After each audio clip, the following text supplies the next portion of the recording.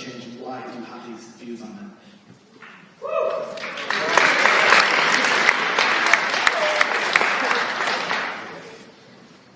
First of all, I have to say I'm really kind of amazed that my activities as an undergraduate, which were actually in the late 70s, early 80s, are being discussed. Well, it's in writing. The good news about it, I'll tell you, is that I was there, and Mother Jones was not. Here's what I mean.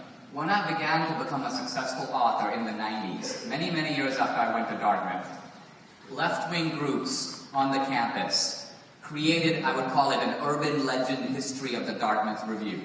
Looking back at what we supposedly did, and basically fabricating stuff, and handing it out, and relying on Chinese whispers on the left to preserve these legends. So for example, none of them can name any students that were named in the review. You'll notice that this is all just, this is what he allegedly did. I didn't do it. I've never been to it was then called a GSA. Never been to their meeting, never taken any of their files. At one point we wrote an article on college funding for the Gay Students Association, and in that article we mentioned the 4 officers who had applied for college funding, and we noted that in their application they had not described any intellectual activities, where we were basically using the money for parties. So the thrust of the article was, college fees go to fund intellectual and cultural groups. They don't go to fund, basically, beer kegs, they don't go to fund recreational activity, and the question was, why is the college doing this? Now, you can agree or disagree, but the point I'm trying to make is the Mother Jones recapitulation, 30 years old,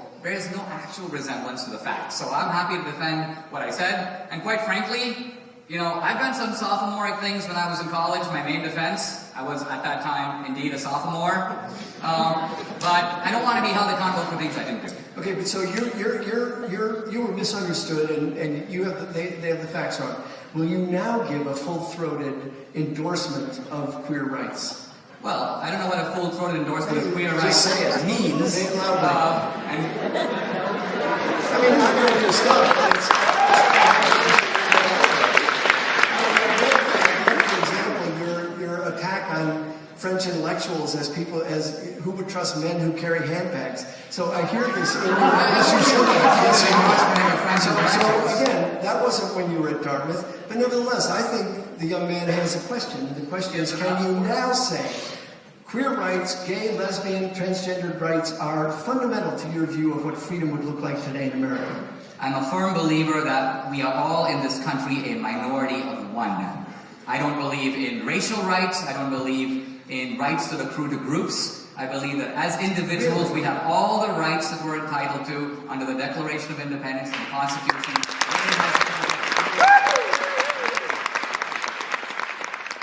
To the details of what really they're asking for here, Kelly Mullen, a Million Student March national event organizer. Kelly, good to have you. Keely, I'm sorry. Is it Keely or Kelly? That's okay. It's Keely. I apologize. So what do you Totally want fine. here? What do you want? Well, so the movement, the Million Student March, is a movement for a more equitable and fair system of education, as opposed to the really corporate model that we have right now.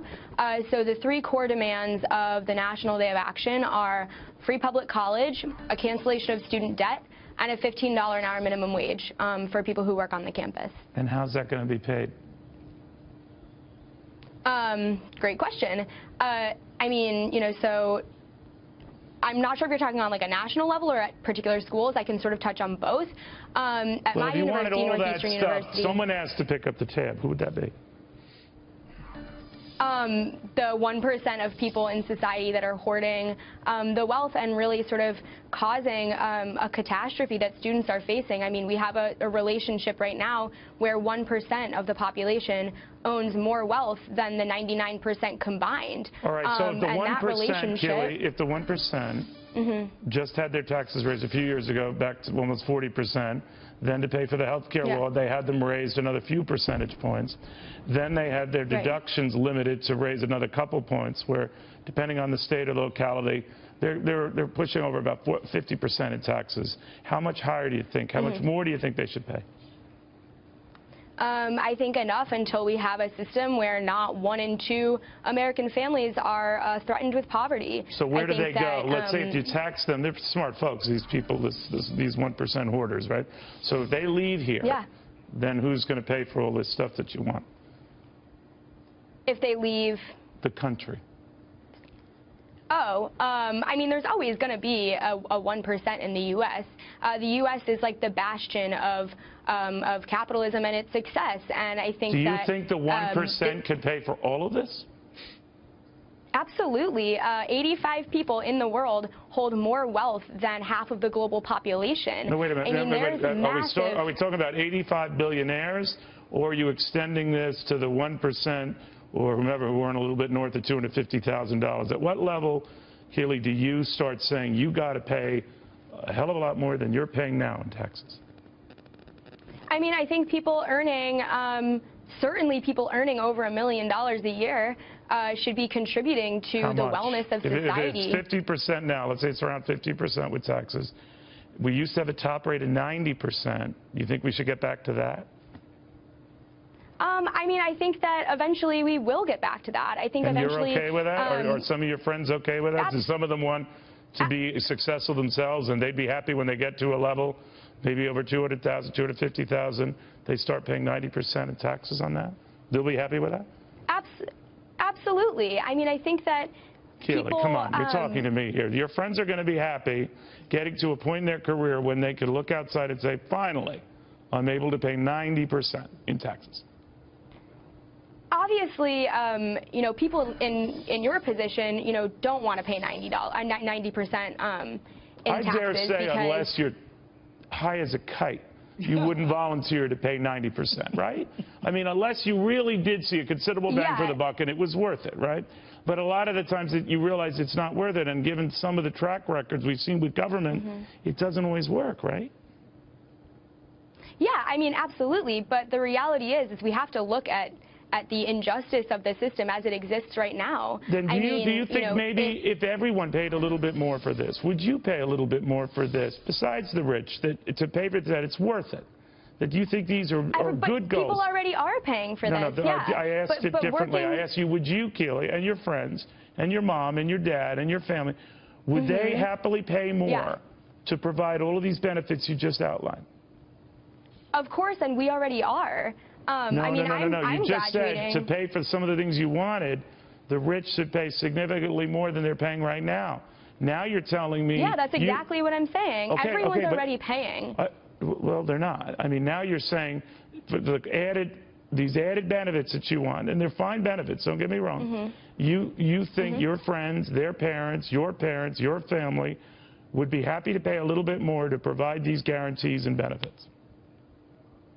I come from an incredibly working class family, and my family is already on numerous forms of government assistance and is basically scraping by, you know, in order to get me through college.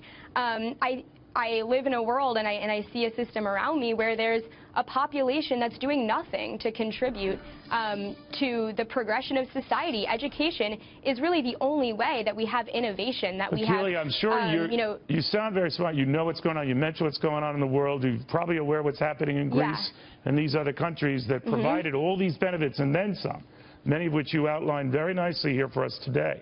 And they're going broke and they're out of money. And they don't know what to do. And their people are riding on the streets because they can't believe the money's gone. And the benefits and the promises are gone. Right. What do you think? I mean, there's a global catastrophe right now of complete defunding of social services and because they ran out of money. You know what happened, Keely? They just ran out of money. Right? I understand, but there is a 1% in Greece. There's a 1% in the United States. There's a 1%. There's a ruling class in absolutely every... I don't doubt there is, Keely. I don't doubt there is. But obviously they've been trying to tap them to get money from, and they realize either they don't have the money or they hid from the money. They're gone. They're gone. Yeah. And now these countries are going those people need to be accountable. All right, fine. But they're smart and they're scurrying all over the globe. So now even Yeah, if they you are, and that's a problem. all right, but they've done studies on this, kid. I don't want to get boring here. But even if you were to take the 1% and take all of their money, tax it 100%, do you know that couldn't keep Medicare, just Medicare in this country, going for 3 years? Did you know that? If we're to a point where the rich is paying 100% on their taxes, then we're on the road to socialism, and we're going to have a completely different type of public infrastructure. No, what I told you is that even if you took all the money from the rich who you say are getting away with murder, if you took it all away, it wouldn't support one entitlement in this country for 3 years. I don't believe that. Okay. Yeah, I'm sorry, I just don't. That sounds completely ludicrous to me. Do you know that how much it will cost to mandate a $15 minimum wage across the country, to have everyone's student loan debt paid off, to pay for public college for everyone? How much? Do you have a rough idea on the cost of just the educational part, on the student loan part and the public college yeah, part? absolutely. $1.3 trillion in student debt. That's just a beginning. And then billions and billions of dollars. Do you know how much you get fully taxing the 1%? 100%. I don't know. Is it close to the number, the $16 trillion that we spent to bail out the banks? Hear what I'm saying, because I just want this to be a math reminder. $1 trillion, which would barely keep Medicare going for 3 years. That's one area. Even if we repositioned it to go into this area that you want, we don't have enough to do it. So you're going to have to find other means of getting money, right? Yeah, I mean, I think that that's a starting point. I mean, I think that all of these things require really comprehensive programs. No doubt. But do you fear, Keely, I guess what I'm asking you, you're passionate about this, and I admire that passion and your involvement in this, but I think you have to step back and look at the numbers that could be involved here, because they're going to be huge. Right. And a lot of those, college behind you and institutions behind you, knowing that student debt is taken care of, it's forgiven and done, do you think any of those guys, any of those administrators, any of those schools aren't going to leap at the opportunity to gouge even more, to raise tuitions even more, to raise room and board even more?